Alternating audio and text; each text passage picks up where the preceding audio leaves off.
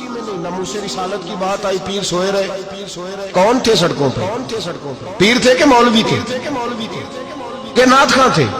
قوال تھے جن کو سرمایہ کھا گئے جو سارا ہمارا، یہ لوگ تھے؟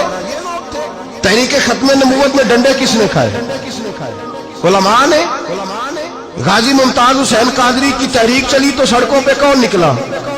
تحریک ختم نبوت۔ بتاؤ نا کسی پیر کا بیان دکھاؤ مجھے جس نے کہا ہو۔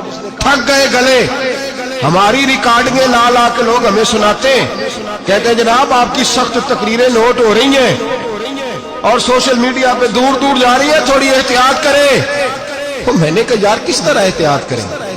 کیسے احتیاط کریں؟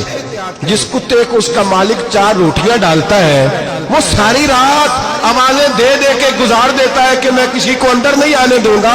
ہم نے تو ساری زندگی رسول اللہ کا کھایا ہے۔ اصل بات بتاؤں آپ کو کیا ہے؟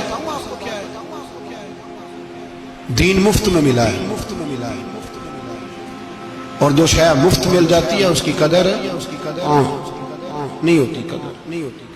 دین نبی دا ایک ہی جانن دنیا دار کمینے، دین نبی دا جانن والے سونگے وچ مدینے۔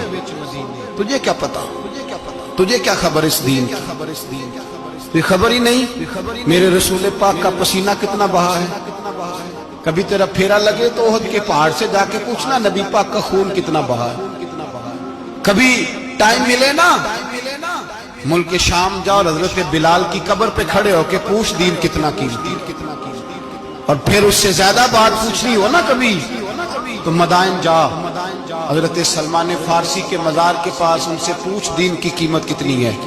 وہ تجھے بتائیں گے کہ کئی 100 سال لگ گئے نبی پاک کے قدموں میں پہنچنے تک، 100 سال، کئی 100 سال۔ اور اگر پھر بھی تجھے تسلی نہ ہو تو جنت البقیع میں جا اور سیدہ طیبہ طاہرہ حضرت فاطمہ الزہرا سے پوچھ، ان سے پوچھ بی بی اس دین کی قدر کیا ہے۔ وہ تجھے بتائیں گی کہ جب دین کے چہرے پہ سرخ رنگ بھرنا تھا تو میں نے حسین کا خون دے کے بھرا۔ وہ تجھے بتائیں گی کہ اس دین کو جب پینٹ کرنا تھا تو میں نے جناب علی اصغر کے بازوؤں کے ساتھ مصوری کی ہے۔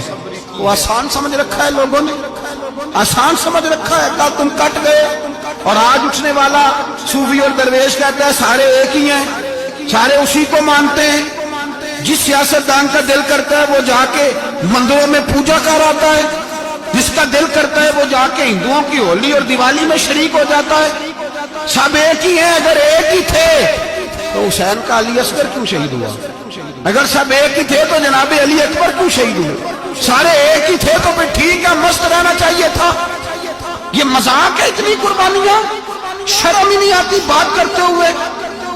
جاگو اور اپنے دین کو سمجھو۔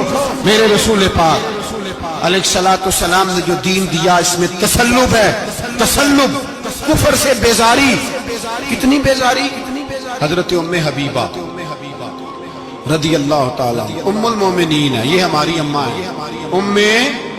ماؤں کے نام تو بچوں کو آنے چاہیے نا، یہ مومنوں کی ماں ہے، ابو سفیان کی بیٹی ہیں۔ حضرت ابو سفیان رضی اللہ تعالیٰ عنہ کی بیٹی نبی پاک کی زوجہ ہیں، جناب امیر معاویہ رضی اللہ تعالیٰ عنہ کی سگی بہن حضور کی زوجہ تھی، بہت بڑے امیر باپ کی بیٹی تھی۔ مدینے جب آئیں تو نبی پاک کے گھر میں غربت دیکھی، آزمائش دیکھی، کئی دنوں کے فقر اختیاری کے جلوے دیکھے۔ ابو سفیان ایک مذاکرات کے سلسلے میں مدینے آئے اور کہتے ہیں میں نے سوچا سیدھا اپنی بیٹی کے گھر جاتا ہوں۔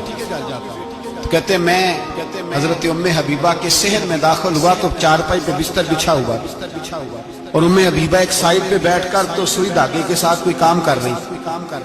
ابو سفیان کہتے ہیں میری بیٹی کی نظر پڑی تو ام حبیبہ جلدی سے اٹھی، اٹھ کے بستر جو چارپائی پہ بچھا ہوا تھا وہ بستر اٹھایا، لپیٹا، اندر لے گئی۔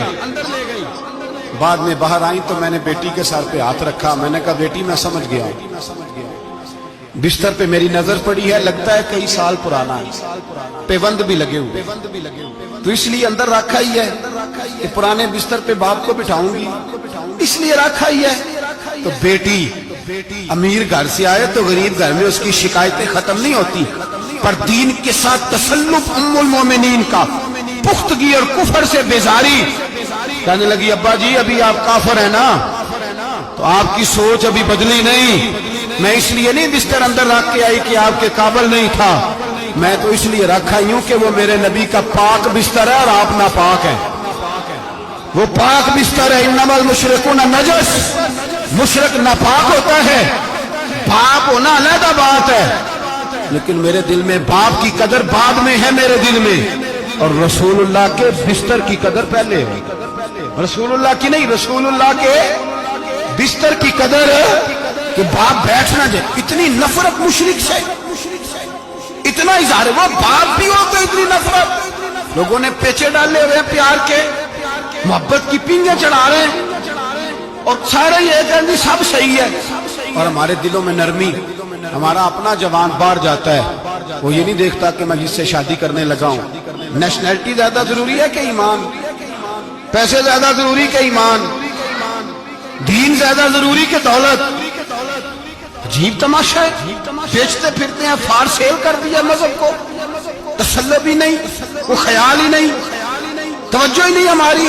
मेरे रसूल पाक अलैहिस्सलातु वस्सलाम के सहाबा जो चट्टान थे दीन के मामले, अपना प्यारा भी सामने आता था तो काफिर समझ के कत्ल कर देते, इसलिए कि वो समझते थे कौम मजहब से है, मजहब जो नहीं तुम भी नहीं। अगर दीन नहीं रहेगा तो कोई शय बाकी नहीं रहे। याद रखो, अगर दीन नहीं रहेगा, मेरे हबीब पाक अलैहिस्सलातु वस्सलाम के गुलामों का ये हाल था। ओहद के अंदर अफवाह फैल गई कि हुजूर शहीद हो गए।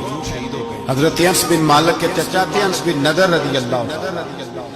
जब अफवाह फैली ना हुजूर शहीद हो गए, तो जनाब अनस बिन नदर उठे, तलवार पकड़ी, सहाबा से कहने लगे यहाँ क्यों बैठे हो?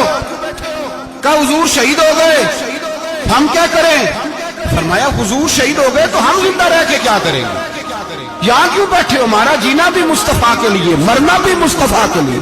अगर हुजूर अलैहिस्सलातु वस्सलाम विसाल कर गए तो उठो, उन बेईमानों से लड़ते हैं जिन्होंने मुस्तफा को शहीद किया है, उठो। हजरत अनस बिन नदर मैदान में निकले, इस तरह लड़े कि सहाबा कहते हैं ना जख्मों की परवाह, तीर बरसते रहे परवाह ही कोई नहीं, तलवारें चलती रही परवाह ही कोई नहीं, उनके वजूद पर नेज़ों के जख्म आते रहे परवाह ही कोई नहीं। हजरत अनस बिन नदर इतना लड़े कि शहीद हो गए, और जब शहादत के बाद उनकी लाश देखी तो 80 जख्म नजर आए, तलवारों के, नेज़ों के 80 जख्म।